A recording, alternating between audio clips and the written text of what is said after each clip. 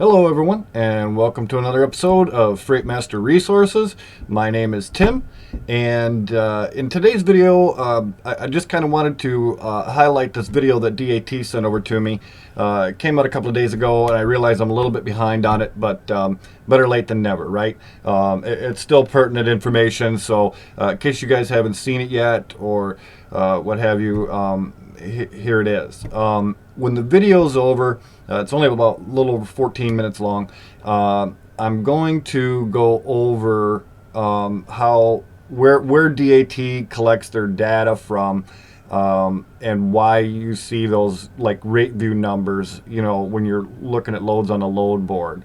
So it seems there's been a lot of misconceptions lately as far as, how does DAT get that rate per mile on there? Okay, so we'll cover that real quick after this video.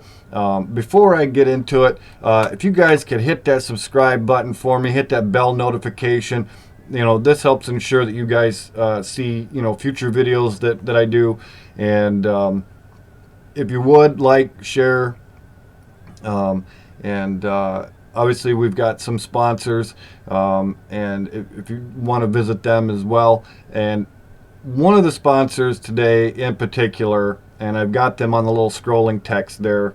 Well, I can't reach my hand over but is Load Stop. And with a lot of what's being said right now, it's becoming more and more apparent that if you're operating a fleet of like 20 trucks, 30 trucks or more, or if you're a dispatcher handling, 20, 30 trucks or more, Load Stop is really going to be beneficial for you. All right. And I hope you see it the way I'm coming across with it. So anyway, without any further ado, let's do it.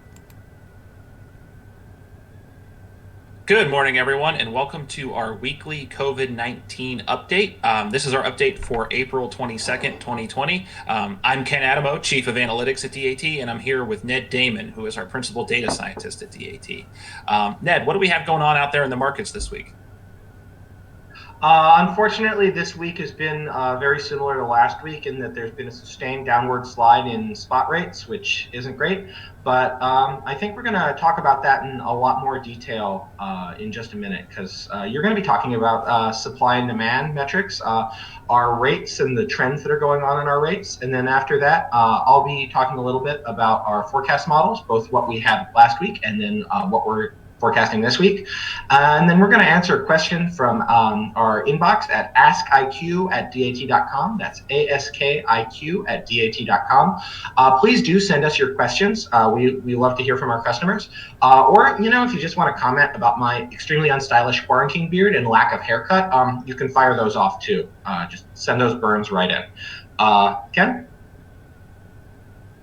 Thanks, Ned. Yeah, I think a lot of us are shopping for hair clippers on Amazon right now. It's kind of we're into the dog days of the quarantine.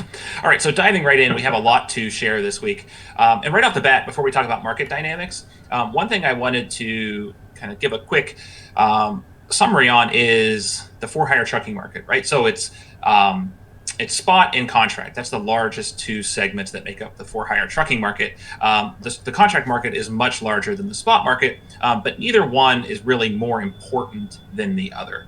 Most respected industry experts would say that the spot market is the best way to tell what's going on right now. But again, they're both very predictive of each other. There's a reciprocal relationship between things that happen in one will translate into the other, and vice versa. So a lot of what we're going to talk about today and what we've talked about in the past is spot market related, because we want to capture what's happening right now in the freight markets, given a situation like the coronavirus pandemic. So jumping right in, we have dry van load to truck ratios, which this is they've sort of flattened out a little bit. This is the second week that they're below 1, right? Which means there's more trucks posted than there are loads. But the fact that they're flattening out is a good sign.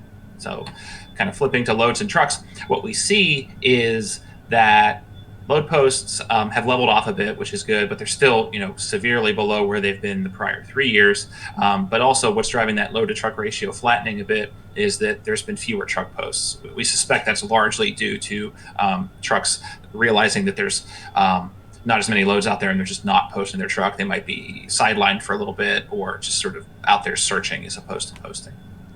On the reefer side, we've seen some deceleration in the downward trend, but not quite as much flattening as we've seen on the dry van side. And again, I'm going to pivot over real quick to the load and truck posts so you can see that, again, load posts continue to fall, but we've also seen some of that contraction that we saw in dry van happening in the reefer market as well. This is a quick look at what our new product, the Market Conditions Index that we released a couple of weeks ago. This is what it looked like last time we spoke. Just a level set. The red represents a very tight market. The blue represents a very soft market. And I think we're all feeling the fact that the map is a little blue this week. It's actually very blue.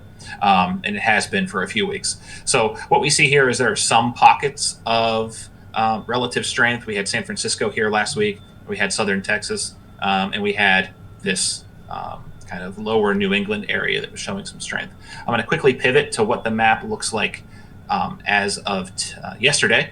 And again, not much has changed. Still a lot of blue from coast to coast, but we are seeing the pockets of strength move a tiny bit. So we're seeing Southern California, Central Texas, Florida, and again, a little bit of cooling off there in the lower New England area. So again, not a great picture. I think this encapsulates what we're all feeling out there as it relates to market activity. And we'll answer a question about market conditions here a little later in our update in a second. So talking about spot rate trends, we've talked about in the past, right? A lot of what happens here mirrors what happens in the load board from a load to truck perspective, and that is highly predictive of what's going to happen in the spot market. So again, not a great story if you're a carrier out there. Dry van rates have plummeted below where they started pre-restocking frenzy.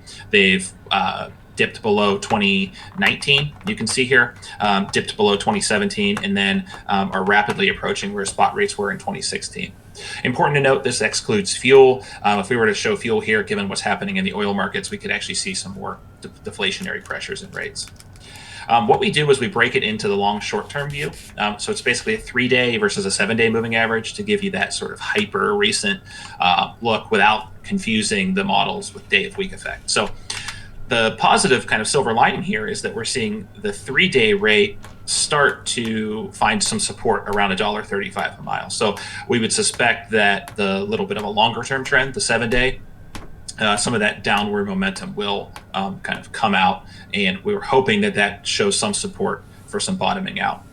On the reefer side, again, rates kind of taking a beating. At this point, we're the lowest we've been in 6 years during this time of year. On the refrigerated side, again, a lot of this has to do with the fact that a lot of food products, a lot of grocery products go to high school cafeterias, university cafeterias, restaurants, and those things are by and large closed nationwide. Long-term, short-term, again, it's a little harder to see here, but we are seeing some of the same bottoming out pattern. We don't know how it's going to translate over the coming week or next week or two. But what we are hoping is for this seasonal upturn that we would typically see in the reefer space to take hold towards the tail end of this month and into early May. A lot of that's weather dependent. A lot of that's demand dependent. So if restaurants start to reopen for fresh produce, that will be highly dependent here. So I'm going to turn it over to Ned now to talk about some of our modeling projections and how they've been faring over the past couple of weeks. Ned? Thanks, Ken. So to go through, this graph is the forecast that we made back on 4/14, and we can kind of track those against what's actually happened to see how well they're performing. So the blue line on this chart, so this is a chart of the rates, spot rates without fuel. On the left, or sorry, not on the left, in the blue line, you can see our historical data going up and then come up to the peak during the height of restocking, and then it's been plummeting down since then.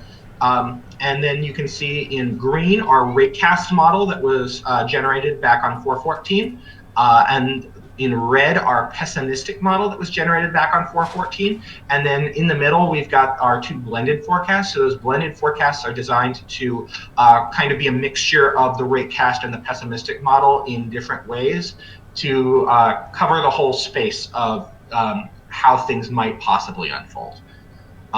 So you can see a little Ned, bit. Why it seems like the actuals are coming in much more closely aligned with the pessimistic model over the past week or so. Do you have any color as to why that might be?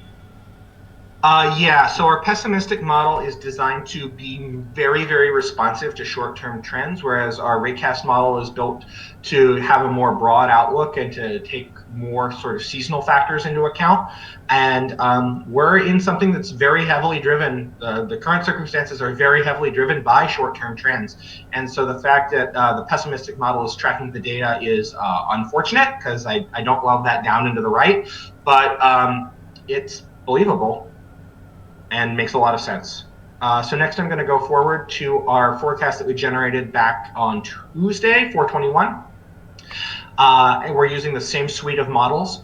And you can see that ratecast really wants there to be a bottom or a flattening out, whereas but the pessimistic model is continuing to go down into the right. One thing that I would say is, even though the pessimistic model is down into the right, you can see the curve is bending a little bit. We're getting some deceleration in the rate of fall, or maybe a parachute. That would be nice. And then you can see that our blended forecasts are in the middle, again, trying to span that space and cover a couple of different scenarios for what we expect might happen. I would say that depending on how things shake out, we're going to see something that's probably going to trend more towards the gray line or the red line, but I would love to see that green line be more accurate of what's going on. Ken, do you have any questions? No, I think this kind of speaks to our willingness to sort of get out there and talk about modeling. I think we're in a period where modeling becomes far more of an art than a science, and we rely on our expertise and our industry experience to help balance out what the models are showing us. So I really appreciate the update, and I think it should give folks a really good view at what the models and what we're thinking about. All right, so next I'm going to pivot. Every week we try to answer some of the most common questions from our Ask IQ inbox. And of course, these are paraphrased because we want to make sure that they're all worded a little differently. So this week it was largely about how is market conditions index calculated and what makes it different than load to truck ratio. And to answer that, I'm going to turn it over to our principal data scientist, who is instrumental in building a lot of these algorithms. Ned, can you give us a little helping hand here? Absolutely. So I want to start off by talking about the goal of market conditions. So market conditions is built to be another measure of supply and demand, similar to load to truck. But the difference between the two is that we try to build market conditions to be our automatic transmission version of load to truck, whereas load to truck we think of now as our kind of manual transmission version of load to truck, where load to truck is really powerful if you have familiarity with it. So for instance, you understand what baseline loads and trucks in various markets look like. And market conditions is trying to be a number that you can just read and go. You just drive. Thanks, Ned. One of the questions that we've always gotten over the years about load to truck ratio is, how do you rationalize two very disparate markets such as Boise, Idaho, and Chicago, Illinois? So load to truck ratio does not do that, but market conditions does, and that's one of the goals of market conditions. An analogy that I like to use is talking about heat versus temperature. Load to truck is a pure measure of load board temperature, but it's not really a good measure of load board heat. So to give a physical analogy, a cup of tea has a very high temperature compared to a big hot bath, but the hot bath is going to have more heat in it, more ability to do work in kind of the physics context than the cup of tea. And in the same vein, that bigger market, even though the temperature of the market might be a little lower in load to truck in market conditions, that hotter market is going to show that there's more heat energy in it, and so it's going to be easier for a carrier to find a truck in a hot MCI market, if that makes sense. No, that does make sense, Ned. Thank you. I say, we've gotten a lot of questions from those maybe a little less familiar with freight analytics or maybe a little less experienced about how market conditions might handle some of the quirks of load board behavior. I'll give a couple examples, like double posting or neighbor posting to get your load out there to more carriers. Does market conditions address that, and how does it address it, Ned? So our goal again with market conditions is to be kind of an automatic transmission. version of load to truck, and so it's trying to handle a lot of those quirks that folks have familiarity with load to truck, but sort of simplify. So one of the things that we do is we're listening to every contributor, and we're tracking the amount of behavior they're doing, their volume. So if you're very loud, if you're uncharacteristically loud, or if you're just loud in general, what we do is we kind of turn down the volume knob on you a little bit so that we can hear all the other instruments, everybody else's activity. If you're just going wild on the trumpet, we want to be, that's great, and that's a signal, and we want to hear that, but we also want to make sure that we can hear everybody else, and we can hear all of what's going on so that we can get a very good overall picture of how the market is behaving. Does that answer your question, Kemp? Thanks, Ned. Yeah, it does. I think we all wish we had that volume knob, especially those of us with children working in this quarantine. So, just to kind of wrap things up, we appreciate everyone tuning into these. I want to point you guys to the dat.com/COVID-19 page. We're putting all of our updates out there. We should have an update out later today or early tomorrow. Also, a plug for our Ask IQ at dat.com inbox. We've had many people reach out for the free 50 lane report, the DAT Daily 50, and just with general questions about the freight market.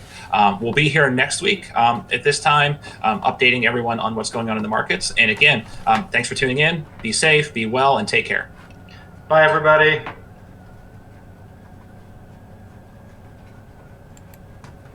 Okay, so I hope that kind of explained to everybody a bit of, what's going on in the market, what's, been what we're seeing. I'll kind of leave it at that. I think they did a much better job at explaining it, and it doesn't need any retort from myself. So that being said, as I mentioned in the beginning, I've been seeing a lot of posts, or at least a few, that where does DAT get the rates? Who are they to tell us how much we run for this and that? So DAT has a blog article that really explains that, and I'm going to read just part of this.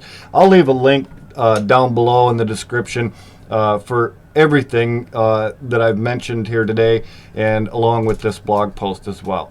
So where do DAT rates come from? Rate data is uploaded automatically every day directly from the contributors' transportation management systems. Hundreds of brokers, carriers, and shippers contribute data so they can compare their own rates to the aggregated data from all rate contributors. The data submissions is automated so contributors don't pick and choose which rates to submit. DAT receives the data and validates it to be sure that all the information is included. For example, if the broker's TMS captured the wrong destination, that would affect mileage for the route, causing an error in the rate per mile. DAT's system checks for errors and outliers and excludes errant data from the mix before constructing an average. Their database experts also work with customers to be sure that future rate submissions will conform to the correct format. DAT systems mask the identity of rate contributors to preserve their confidentiality. Each lane rate includes a minimum of 3 contributors, and no individual company dominates the lane rate as displayed in the system. All right, now, kind of moving forward, RateView doesn't tell you where or what the rates should be. The purpose of the freight rates is to help you understand what carriers have been paid in a particular lane, either in the past week, month, quarter, or full year, depending on your needs. RateView does not tell you what you should charge or what you should pay. You can decide for yourself whether your pricing should conform to the averages or whether that is just a starting point. All right, so more or less just kind of think of it as a baseline. It's just, sort of the average of everything, that has been submitted, right? So for you carriers, based on what you've been previously running that lane for, this is the lane average, more or less. Let's see. For example, if you provide special services or you work with high-value cargo, you might take the average rate for standard van trailers and add a certain percentage to compensate for the extra service. A carrier might provide value-added services such as team drivers or tarps and accessorials that call for a price increase.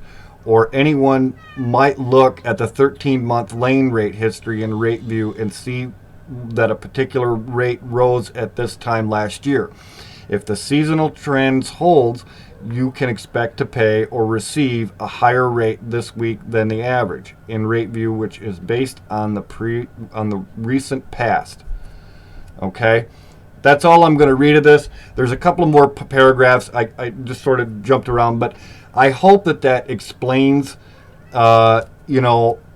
where those rates come from that we see on DAT. The other load boards are quite similar in the same way.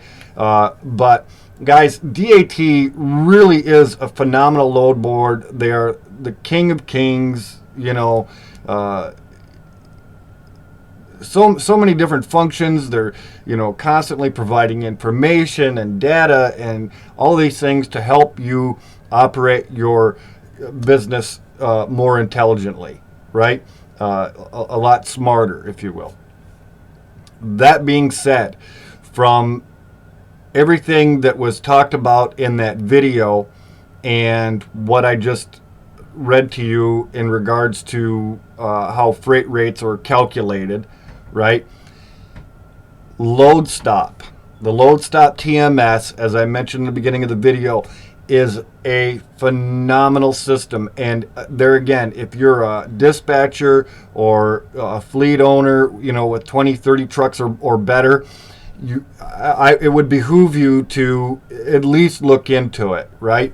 I'm going to drop a link down below so you guys can check it out. It's something that they provide me with for you, right? And if you have any questions, if you want to see a demo, check out some of my other videos on load stop, or go to either one of the websites that you see scrolling across there. And again, I'll have links down below in the description, freightbrokerresources.com or thetruckersresource.com, and just fill out the contact form. I'll get it. I will respond ASAP. And basically, load stop. It's how do I sum it up? Because it's got so many functions to it. It's autonomous, okay? And what I mean by that is it scans, basically like DAT. It scans DAT for a certain lane that you want to run, and it's gonna highlight those higher paying loads first, right? And it also scans, like let's just say you're in Chicago, and the hot market is in Houston. It's going to let you know that. Like it's a learning software, right? They're again using artificial intelligence. It helps you run smarter and more profitable. So and as far as TMSs go, it's very, very reasonably priced. Especially for everything that you get. Anyway, that's all I'm going to say on that for right now. Check out those other videos. Visit their website. Hit that link, for the free trial. Let me know if you want to see a demo. I can go through that with you. I do have some other demos currently that I'm working on, so bear with me if you're anxious to get into a demo, right away. Give me a little bit of time. I promise I will, go through that for you. All right. If you need some more information, I can fill you in with some more information in the meantime. Okay, guys, that's going to wrap it up for me. Again, don't forget to smash that subscribe button, like, share, and don't forget that bell notification so that you get alerted when I do future videos. And if there's something that you guys would like to see me discuss in a future video, I'm thinking possibly in my next video, or I'll do some private videos on freight sales. And that kind of a thing. I did run a private Facebook group on freight sales, especially for you new guys, kind of coming into the industry, and this is for you carriers as well. If you're looking to go direct and get your own customers, not everybody's a salesman, and there's a little more to it than what you might think. If you guys have any questions, comment down below. I will answer, or there again, hit me up through the contact form on either one of the websites, and I'll talk to you soon. And as always, be kind to one another.